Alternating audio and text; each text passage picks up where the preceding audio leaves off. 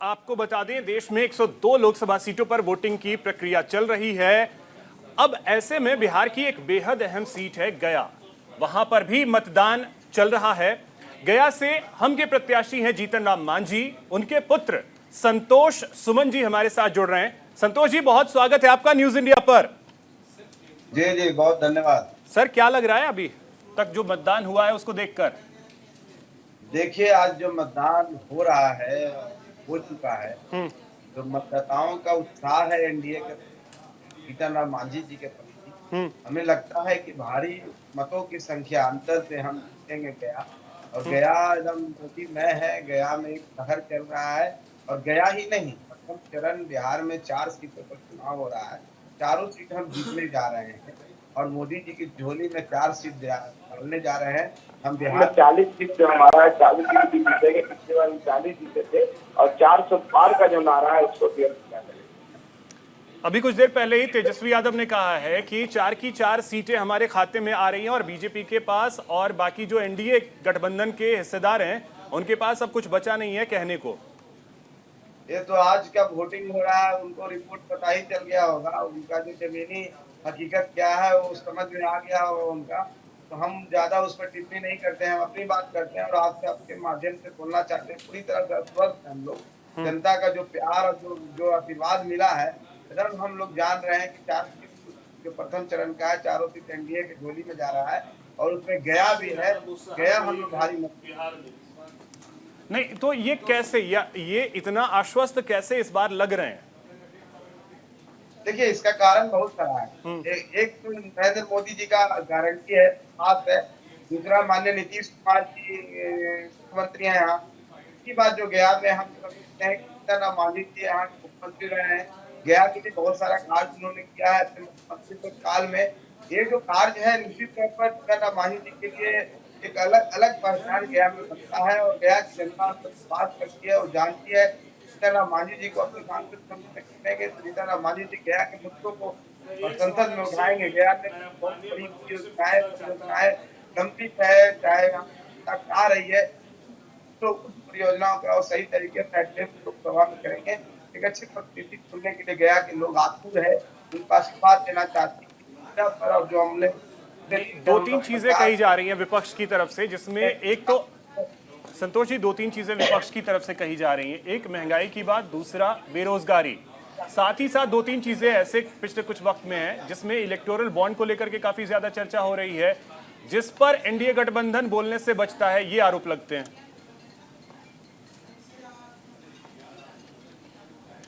Pattern और लोगों का उत्साह पर बोल रहे हैं। जिस तरह से जनता का समर्थन, जिस तरह से जनता का विश्वास नरेंद्र मोदी जी के प्रति है, यहाँ माननीय नरेंद्र मोदी जी आए थे और जनता ने जिस तरह से इनको प्यार दिया, हम सभी जगह देखे हैं। तो लगता है कि जनता उन पर विश्वास करती है, तीसरी बार उसको प्रधानमंत्री बनाना चाहती है। तो पूरा देश मोदीमय है। और जहाँ तक बेरोजगारी का सवाल है, तो हम समझते हैं जो लोग ये बात उठाते हैं वो अपने बिहार के देखे, जहाँ उनका राज्य में है वो अपनी जगह देखे। उनका जब शासनकाल बिहार में रहा तो उनका शासनकाल देख लीजिए और एनडीए का शासनकाल देखिए, नीतीश कुमार जी का शासनकाल देख लीजिए, इसमें आपको फर्क नजर आने वाला है। और हाल ही की घटना जमुई में देखे होंगे, उनके मंच पर किस तरह से अभद्र टिप्पणी की गई थी। और वो अभद्र टिप्पणी सुनने के बाद भी पार्टी दर्शाता है कि उनकी मनोदशा क्या है, उनके सपोर्टर का मनोदशा क्या है। और अगर उन लोगों को मौका यहाँ मिलेगा तो किस तरह से बिहार में अराजकता फैलाएंगे। तो अब समझते हैं यहाँ की जनता सब समझती है। यहाँ की जनता भयमुक्त शासन चाहती है, यहाँ की जनता विकास चाहती है, जनता रोजगार चाहती है। इस सब एनडीए ही दे सकता है, नरेंद्र मोदी की गारंटी दे सकता है। उन जनता चारों सीट हम लोग को पसंद कर सकती। इंडिया लाइन से खतरा नहीं है बिहार में? इंडिया लाइन से कोई खतरा नहीं? कुछ नहीं, उन लोग के पास न मुद्दा है न कोई नेता है, तो कहाँ से खतरा होगा? कोई उनको विघटित है, वो भी खत्म हो चुका है। नीतीश जी हमारे साथ है, तो कोई नेता ही नहीं है उनके पास, किसके पर वोट माने, जो प्रधानमंत्री का उनका कैंडिडेट है। जनता कैसे उन पर विश्वास करेगी? कोई नियत नहीं है, कोई नीति नहीं है, कोई नेता नहीं है, तो सब उनके पास कुछ नहीं। हमारे पास आ गए नेता भी, हमारे पास नियत भी है, हमारे पास नीति भी है। तो नरेंद्र मोदी जी अपार बहुमत से 400 पारित करते हैं। नहीं, 2-3 चीजें रही हैं। जैसे बिहार की अगर पर्टिकुलर बात करें, 2019 में देखिए एनडीए ने 39 सीटें जीती थी, लेकिन विधानसभा चुनाव में जिस तरीके से आरजेडी ने बहुत शानदार प्रदर्शन किया, सबसे बड़ी पार्टी बन करके आई, और उसमें माना यह जाता है कि तेजस्वी यादव ने सबसे ज्यादा मेहनत की थी। इस बार भी तेजस्वी यादव उसी तरीके से मेहनत करते नजर आ रहे हैं। तो इस बार नहीं लग रहा है कि कुछ चुनौती है वाकई में, और आप लोग जो हैं उसे इग्नोर कर रहे हैं? नहीं, इग्नोर नहीं कर रहे हैं, कोई चुनौती नहीं है। इसका फैसला 4 जून को हो जाएगा। 2019 में 39 हम जीते हैं, इस बार 40 जीतेंगे। इस बात की गारंटी हम आपको इस चैनल के माध्यम से हम दे रहे हैं, बाद में हमको दिखा दीजिएगा। कहीं कोई चुनौती नहीं है। और जो आप बात कर रहे हैं विधानसभा 25 में विधानसभा होने वाला है, अब देख लीजिएगा उनका क्या हाथ होने वाला है। थोड़ा सा उनकी सरकार आती है, चाहे डायरेक्टली इनडायरेक्टली, जनता का नब्ज आप देखिए, जनता भय का माहौल क्रिएट हो जाता है। तो लोग अभी उनके वो भय और जंगल राज से उभरे नहीं है। जंगल राज पार्ट 2 भी आज के युवा देख लिए। तो हमको नहीं लगता है कि ऐसी कोई चुनौती है। और तेजस्वी यादव जी एनडीए के समक्ष कोई चुनौती पेश करते हुए हमको 25 तक तो क्या होगा वो भविष्य की बात है, लेकिन डोरे आरजेडी की तरफ से कई बार मांझी जी पे भी डाले जाते हैं। देखिए, डोरे डालने जा रहे हैं वो अलग बात है। उनको अगर कोई भय होगा, उनको इनसिक्योरिटी तब हम लोग खोज रहे हैं। लेकिन हम विकास के साथ है, एनडीए के साथ है, और एनडीए के साथ ही रहेंगे। कोशिशें बहुत होती रहती है, राजनीति में इस तरह की बातें होती है, लेकिन हम जहाँ है अडिग है, अटल है, हमको कोई लाभ नहीं। और मुकेश सहनी की जो दूरी हुई एनडीए से, उसका लगता है कि कुछ असर रहेगा? और जो हेलीकॉप्टर पे जो चीजें आई थी उसका कोई असर? देखिए, मुकेश सहनी जिस तेजी से उभरे, तेजी से विलुप्त हो गए। मुकेश सहनी अति महत्वाकांक्षा के कारण उनका धरातल हो गया है। मुकेश सहनी जी को मैं यही सलाह दूंगा कि वो फिर से जमीन चलाते और मेहनत करें ग्राउंड पर। हेलीकॉप्टर में घूमने और मछली खा करके कुछ खा के दिखाने की जनता वोट नहीं देती है। जनता काम करने से वोट देती है। ये इमेच्योर उनका इस तरह का हरकत था। तो मुकेश सहनी को सेक्टर बिहार में भी नजर नहीं आ रहा। तो संतोष जी, लगता है कि ये सब मछली कोई मुद्दा हो सकता है, चुनावी मुद्दा ये सब हो सकता है? हम अक्सर रैलियों में इन चीजों का जिक्र देख रहे हैं। मछली कोई मुद्दा नहीं है मेरे हिसाब से, लेकिन ये दर्शाता है कि आप कितने इमेच्योर हैं। कि आप जब फ्लाइट में खाना खा रहे हैं, कुछ कर रहे हैं, तो उसको जनता के सामने दिखाने की क्या जरूरत है? ये तो आपका निजी मामला है, व्यक्तिगत मामला है। तो आप समझिए कि 2 युवा नेता जो अपने आप युवा करते हैं मुख्यमंत्री के देश में है, उनके अंदर कितना कमिटमेंट और कितना मैच्योरिटी है, इस बात से दर्शाता है वो कहाँ मुख्यमंत्री बनेंगे और कहाँ उनकी कोई जमीन है। इसलिए वो हवा में है, हवा में उड़ते रह जाएंगे। ग्राउंड पर एनडीए है और एनडीए की सरकार बन रही है। आदरणीय नरेंद्र मोदी जी प्रधानमंत्री बन रहे हैं। अब पुनः 25 में हमारी सरकार यहाँ पे बिहार में। तो एक बार फाइनल कंफर्म कितनी सीटें? देखिए, हम तो 40 सीट जीतने की बात कर रहे हैं। 40 तो हम जीत चुके हैं पिछली बार, 40 के 40 जीते। संतोष जी, हमारे पैनलिस्ट हैं के शर्मा जी, एक छोटा सा सवाल आपसे लेना चाह रहे हैं। बिहार के माननीय मंत्री जी, बिहार के जो शिवहर जिला है सबसे गरीब जिला है, लेकिन जो जातियों में देखा जाए तो जो 39% सबसे ज्यादा मुसहर पिछड़ा है और सबसे ज्यादा गरीब है।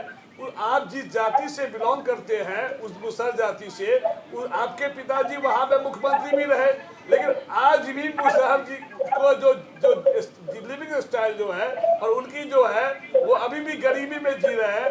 क्या नहीं लगता है कि अब आपको यदि किसी अपनी जाति वाले यदि मुख्यमंत्री बनाना जानते हैं, मंत्री बनाना जानते हैं, तो आप छोटा सा सवाल के शर्मा जी, छोटा सा।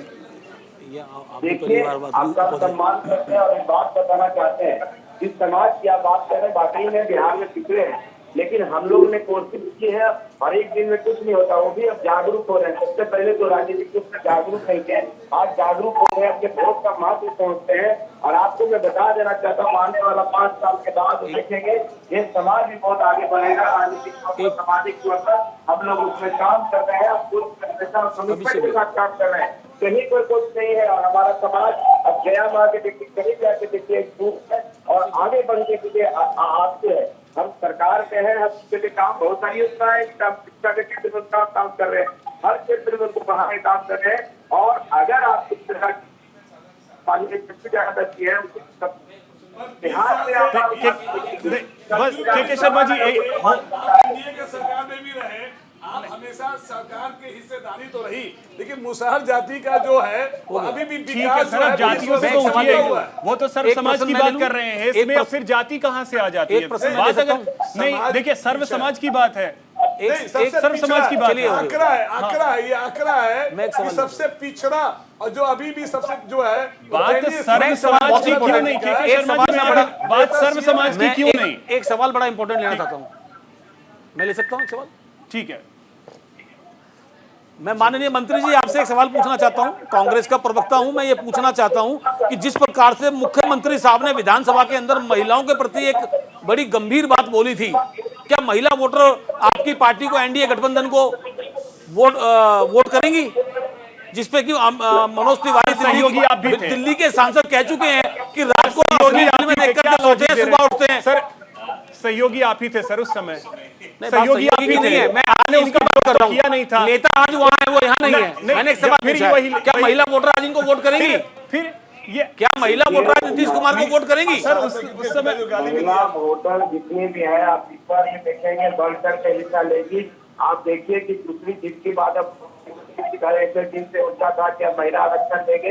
किसने आरक्षण दिया? महिला आरक्षण अभी लागू नहीं हुआ, आरक्षण अभी लागू नहीं हुआ, आरक्षण अभी लागू नहीं हुआ, राज्यसभा में मिलेगा भी नहीं, राज्यसभा में मिलेगा भी नहीं, और आरक्षण अभी लागू नहीं हुआ। बढ़ चढ़ के हिस्सा लेगी, अब वोट भी देगी और 40 से और महिलाओं और अंतिम एक बात और पूछना चाहता हूं सुमन जी, अंतिम एक बात और पूछना चाहता हूं, क्या आप भी परिवारवाद से आते हैं? क्या आप भी परिवारवाद से आते हैं?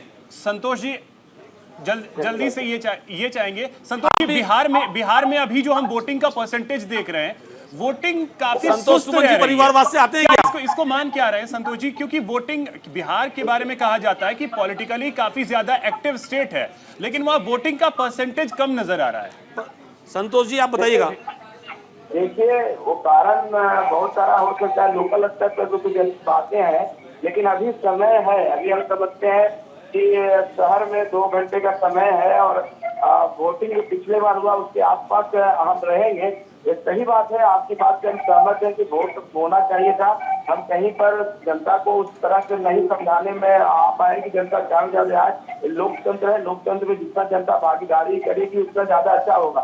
तो हम लोग इस पर क्या करेंगे और इसको आगे हम लोग कैसे इसको बढ़ा सकते हैं, इसकी तरफ इस पर है। कोई एक पार्टी की बात नहीं है, एक गठबंधन की बात नहीं है। हमारे लिए डेमोक्रेटिक सेटअप में जनता का वोट पड़ना चाहिए। हम लोग इस पर विचार करेंगे, समीक्षा करेंगे कहाँ पर ऐसी परेशानी होगी जनता के अंदर, लेकिन हम फाइनल रिजल्ट देखें कितना, उसके बाद ही इस पर कोई हम समझते हैं कि इस पर टिप्पणी की जानी चाहिए। अभी 1 घंटे का समय है, 1.5 घंटे का इसमें क्या होता है।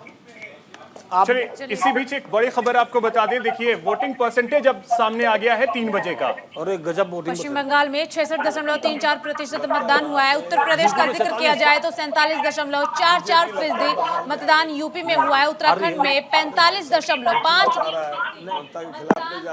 इसके अलावा मध्य प्रदेश में 53.40% मतदान हुआ है। बिहार में 39.73% मतदान हुआ। लगातार आंकड़े आ रहे हैं, 3 बजे के आंकड़े आ चुके हैं। त्रिपुरा में 68.35% मतदान 3 बजे तक हो चुका है और पश्चिम बंगाल में 66.34% मतदान। देखिए सुबह से ही लगातार मतदान हो रहा है, 7 बजे से ही, और धीरे धीरे करके आंकड़े आ रहे हैं। 3 बजे के आंकड़े आ चुके हैं, लेकिन इस बार जो वोटिंग परसेंटेज है वो सुस्त नजर आ रहा है 2019 के मुकाबले। मध्य प्रदेश में 53.40% मतदान हुआ है। देखिए ओवरऑल अगर हम समझें तो त्रिपुरा में जबरदस्त वोटिंग हो रही है, बम्पर वोटिंग है। 68.35%, सबसे ज्यादा मतदान अभी तक त्रिपुरा में हुआ है। उसके बाद पश्चिम बंगाल में बम्पर वोटिंग 66.34% मतदान यहां हो चुका है। तो ये इस समय आपको सुनवाते हैं, जयंत चौधरी बोल रहे हैं। पूरी बीजेपी की टीम वर्कर्स ग्राउंड लेवल पे तैयारी कर रहे हैं, ऐसा लड़ रहे हैं जैसे कि बीजेपी का कोई लड़ रहा हो। तो उस माहौल को बनाने के लिए, पार्टियों में तालमेल बनाने के लिए एक लीडरशिप चाहिए होती है। वो नेतृत्व का अभाव है इंडिया में, सब अपनी अपनी खिचड़ी पका रहे हैं। उस बात को समझिए आप। कितनी उम्मीद है एनडीए को सीट के लिए? उम्मीद नहीं, विश्वास है। लोग कहते हैं कि भाई 80 सीट कैसे आएंगी या कौन सी सीट एनडीए जीतेगी। मुझे इंडिया की कोई जीतती सीट नहीं दिख रही, मैं वो कहां से गिनाऊं? पहले चरण का आप विश्लेषण कीजिएगा, पता लग जाएगा। सर मोदी जी कह रहे हैं 2 युवा यूपी के अंदर शूटिंग कर रहे हैं, उसको आप कैसे देखिए जयंत चौधरी बोल रहे थे। तो देखिए, जयंत चौधरी को आपने सुना और इंडिया अलायंस पर कहा है कि एक भी सीट नहीं जीत रहे हैं। कांग्रेस प्रवक्ता हमारे साथ है विक्रम जी। जयंत चौधरी को आपने भी सुना, कह रहे हैं कि एक भी सीट उत्तर प्रदेश में तो कांग्रेस की नहीं आने वाली। देखिए, जिस प्रकार से जयंत चौधरी जी ने अपने बयानबाजी की है, मैं जयंत जी से पूछना चाहता हूं, जब आप भी नहीं जीत रहे थे तो आपको भी राज्यसभा में ले जाने का सपा और कांग्रेस ने समर्थन देकर के आपको राज्यसभा भेजने का काम किया। अब आपको भारत रत्न से आपको ब्लाइंड कर दिया गया है, आपको कुछ नजर नहीं आ रहा है, लेकिन अभी धरातल पे आप जाएंगे तो आपके जो पार्टी के 2 सांसद लड़ रहे हैं वो भी हार रहे हैं। मैं आपको बताना चाहता हूं जयंत चौधरी जी, आपको जनता बखूबी जान चुकी है। आप जयंत चौधरी, आपके अंदर अजीत जी वाली बात ही नहीं है, आपके अंदर अपने दादाजी वाली बात ही नहीं है। आपने नीतीश कुमार को भी फेल करने का काम किया। आपको बता दिया, इंडिया गठबंधन उत्तर प्रदेश के अंदर बहुत बेहतरीन प्रदर्शन करने जा रहा है। विक्रम जी, भारत रत्न आप दे दिए होते, क्या दिक्कत? देखिए, भारत रत्न तो वो पहले ही थे, जब भारत के प्रधानमंत्री बन गए तो वो भारत रत्न वैसे ही हो गए थे। चौधरी चरण सिंह जी को भारत रत्न के मोहताज नहीं थे। चौधरी चरण सिंह जी का इतना बड़ा नाम था, चौधरी चरण सिंह किसानों के नेता थे, मजलूमों के नेता थे। अपने पक्ष में लाने के लिए भारत रत्न दिया था। देखिए, मैं आपसे कहना चाहता हूं कि महेश जी इसका जवाब देंगे। महेश जी, सिर्फ आरएलडी को, विपिन जी आ रहा हूं, महेश जी से एक छोटा सा कमेंट लेकर के आपके पास आ जा रहा हूं। महेश जी, नहीं, जो आपने सवाल किया वो, उस सवाल को तो विक्रम जी टाल गए। चौधरी चरण सिंह जी, उन्होंने कह दिया कि इस देश के प्रधानमंत्री थे और भारत रत्न तो आपने भी अपने प्रधानमंत्रियों को दिया, या वो राजीव गांधी हो, या वो इंदिरा गांधी हो, जवाहरलाल नेहरू हो, इन सबको आपने इसी चीज से नवाजा। लेकिन बहुत ऐसे लोग थे जिन्होंने इस देश में बहुत बड़ा काम किया, उनको आपने वंचित रखा। भारत रत्न जो है वो प्रधानमंत्री का सरकारी नौकरी नहीं है। आपको बहुत सारी चीजें भी पता नहीं है। विक्रम जी सुन लीजिए, रिप्लाई तो सुन लीजिए। देखिए, आप प्रधानमंत्री एक सरकारी सेवक होता है, आप भारत रत्न एक सम्मान की बात, उसका आप अपमान कर रहे हैं। इस तरह से बात कहनी नहीं चाहिए। आप कैसी बातें कर रहे हैं? आप थोड़ा सा ज्ञान प्राप्त करके आइएगा, व्हाट्सएप यूनिवर्सिटी से मत पढ़ के बोला कीजिए प्लीज, आपसे हाथ जोड़ के विनती कर रहा हूं। मैं व्हाट्सएप यूनिवर्सिटी की बात ही नहीं कर रहा हूं।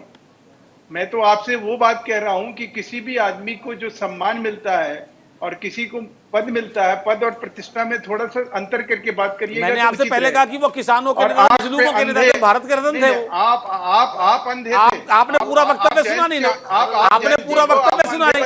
अभी मैं मोदी जी को 2 बात बोलूंगा तो आप बोलेंगे प्रधानमंत्री पद की गरिमा रखिए। अभी मैं मोदी जी के लिए 2 वर्ड बोलूंगा, आप बोलेंगे अरे विक्रम जी प्रधानमंत्री की गरिमा रखिए।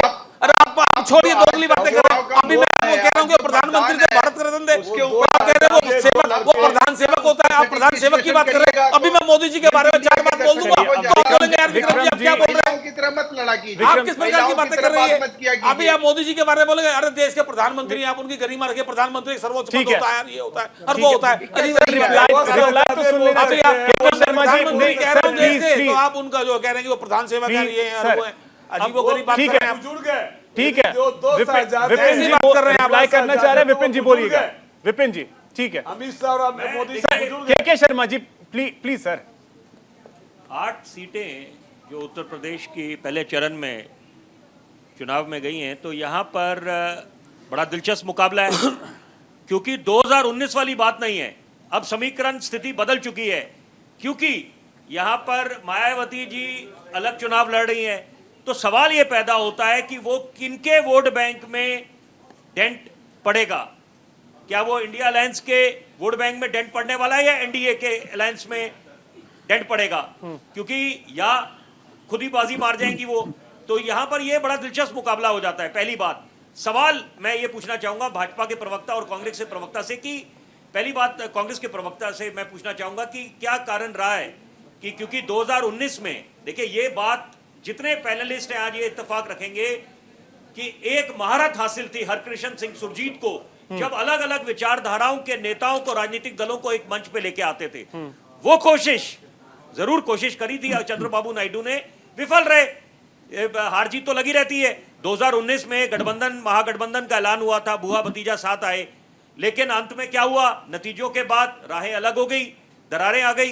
तो सवाल ये पैदा होता है कि यहां पर जो मायावती फैक्टर है वो क्या उसका क्या परिणाम होने वाला है इन चुनावों में, क्योंकि यहां पर ये जो जाटलैंड खासतौर पे बोला जा रहा है पश्चिम यूपी में कि मुकाबला बड़ा कड़ा होने वाला है, निश्चित बात है। और यहां पर तो मैं तारीफ करूंगा सपा की, क्योंकि ये जो 2022 के विधानसभा के चुनाव थे बड़ा कड़ा मुकाबला था। क्योंकि अगर आप तुलना करें पश्चिम बंगाल के विधानसभा के चुनावों से, वहां पर भाजपा हर एक मन से दावा कर रही थी कि हम दोहरा शतक लगाएंगे, लेकिन 100 से भी नीचे 100 भी नहीं पार कर पाए।